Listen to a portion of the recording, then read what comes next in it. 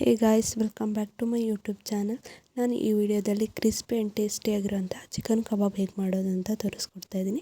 First ನಾನಿಲ್ಲಿ ಚಿಕನನ್ನು 3/4 kg ಆಗಷ್ಟು ತೊಗೊಂಡಿದ್ದೀನಿ. ಇದನ್ನು ನೀಟಾಗಿ ವಾಶ್ ಮಾಡಿದ್ದೀನಿ.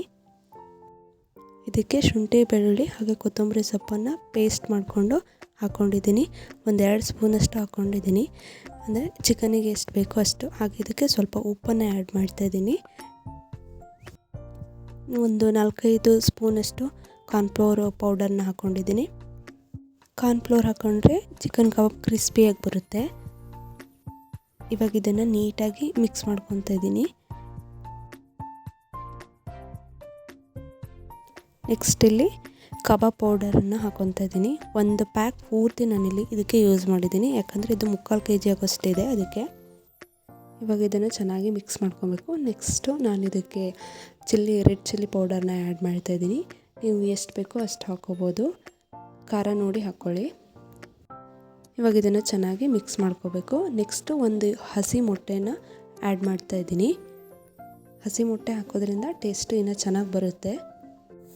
ಚೆನ್ನಾಗಿ ಮಿಕ್ಸ್ ಮಾಡ್ಕೊಬೇಕು. ಇದಾದಮೇಲೆ ನಾನಿಲ್ಲಿ 1 ಲಿಂಬನ್ನ ಕಟ್ ಮಾಡಿಕೊಂಡು ಅದು 2 ಭಾಗನೂ ಪೂರ್ತಿ ಹಿಂಡಿದ್ದೀನಿ.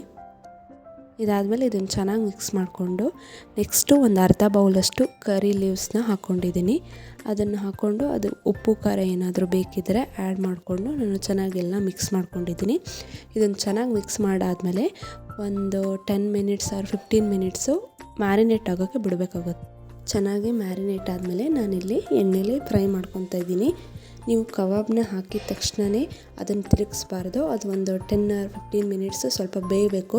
ಇಲ್ಲಾಂದರೆ ಅದರಲ್ಲಿರೋ ಮಸಾಲ ಎಲ್ಲ ಬಿಟ್ಬಿಡುತ್ತೆ. ನೋಡಿ, ಇವಾಗ ಇದು ಬೆಂದಿದೆ. ಇವಾಗ ಇದನ್ನು ತಿರ್ಸಿ ಹಾಕಿದ್ದೀನಿ. ನೋಡಿ, ಈ ಥರ ಆಗಿದೆ. ಈ ಥರ ಕಲರ್ ಬಂದಾಗ ಕಬಾಬ್ನ ತೆಗಿಬೇಕು. ನೋಡೋಕ್ಕೆ ಕಬಾಬ್ ಎಷ್ಟು ಕ್ರಿಸ್ಪಿಯಾಗಿ ಕಾಣ್ತಿದೆ, ತಿನ್ನೋಕ್ಕೂ ಟೇಸ್ಟಿಯಾಗಿರುತ್ತೆ. ನೀವು ಮನೇಲಿ ಒಂದು ಸಲ ಟ್ರೈ ಮಾಡಿ. ಈ ವಿಡಿಯೋ ನಿಮಗೆ ಇಷ್ಟ ಆಗಿದ್ದರೆ ಲೈಕ್ ಮಾಡಿ, ಶೇರ್ ಮಾಡಿ, ಸಬ್ಸ್ಕ್ರೈಬ್ ಮಾಡಿ.